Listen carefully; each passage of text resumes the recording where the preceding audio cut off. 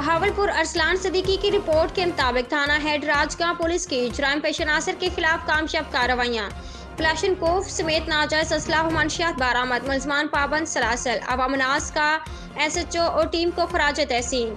थाना head Rajgaon police ने नाजायज असलाह के खिलाफ कामयाब कार्रवाई की।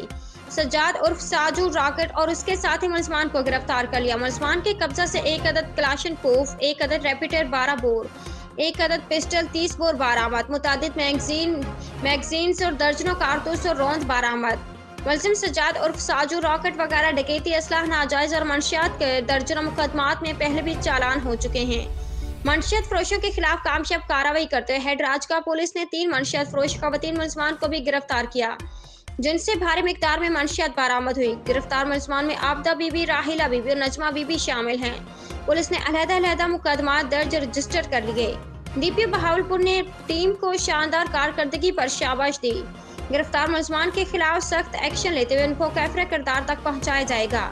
अवामनास के जान माल का तहफ़्फ़ुज़ यकीनी बनाने के लिए बहावलपुर पुलिस दिन रात मसरूफ़ अमल है। DPO सैयद मोहम्मद अब्बास।